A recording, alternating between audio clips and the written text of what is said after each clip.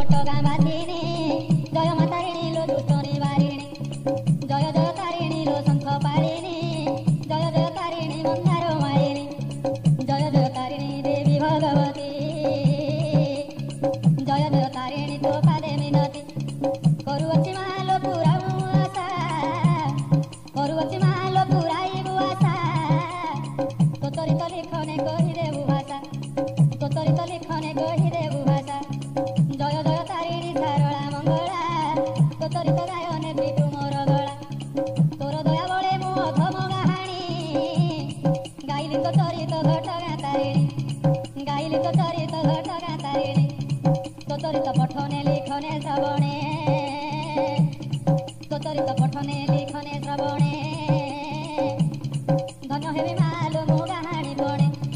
तोर नाम गाऊ गाऊ जाऊ जीवन तोसे चरणे एतिକି ମୋ निवेदन सभाजन पदे मु करी दंडवत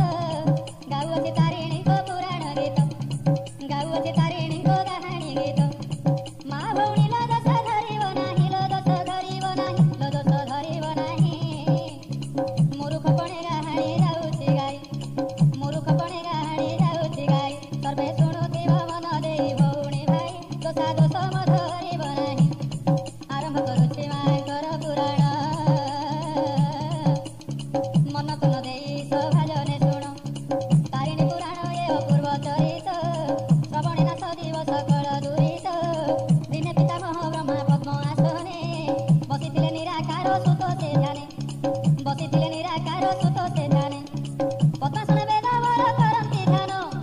पासे मात सरस्वती वीणा वादन माध्यमे गाउଥାନ୍ତି परमेष्ठी नाम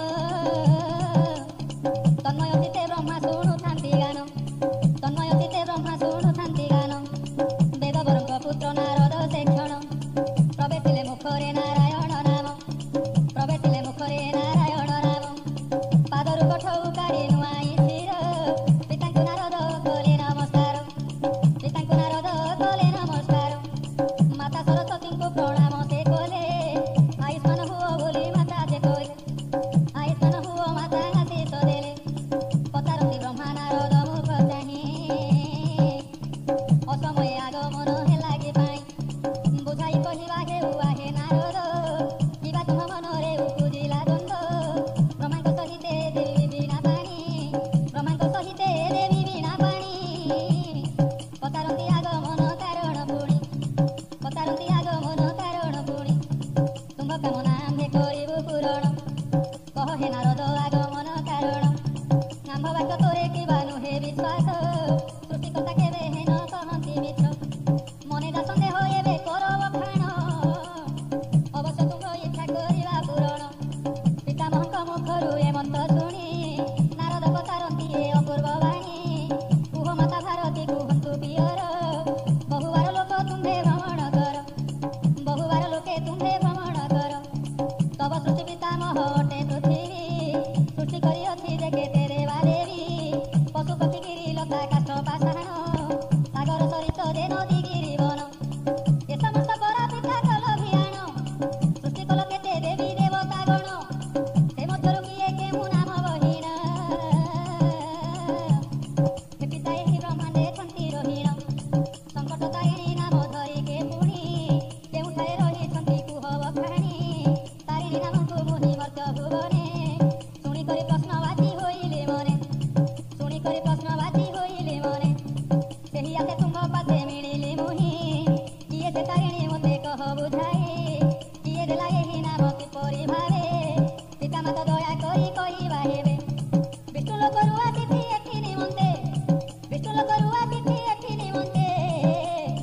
ମୋ ପିତାମାତା କହିବା ହୁଅନ୍ତୁ ମୋତେ ଏକାଳେ ପୁଛନ୍ତି ସରସ୍ୱତୀ ବ୍ରହ୍ମାଙ୍କୁ କହନ୍ତୁ ଏ ରହସ୍ୟ ପୁତ୍ର ନାରଦକୁ ଏହା ଶୁଣି ବ୍ରହ୍ମା ଯେ ବୋଲନ୍ତି ବଚନ ତ୍ରେତୟା ଯୁଗର ଏହି ଘଟଣାମାନ ତ୍ରେତୟା ଯୁଗର ଏହି ଘଟଣାମାନ ତାରିଣୀଙ୍କ ଚରିତ ଶୁଣିବା ନିମନ୍ତେ ନାରଦ ଶ୍ରଦ୍ଧା ବଳାଇଛୁ ଯେ ମନ୍ତେ ଜୀବନ ହେବ ତୋ ଧନ୍ୟ ଏହି ଆଖ୍ୟାନ ଶ୍ରବଣେ ସାର୍ଥକ ହେବ ତୁମ୍ଭ ଜୀବନ ବୋଲି ବ୍ରହ୍ମା କର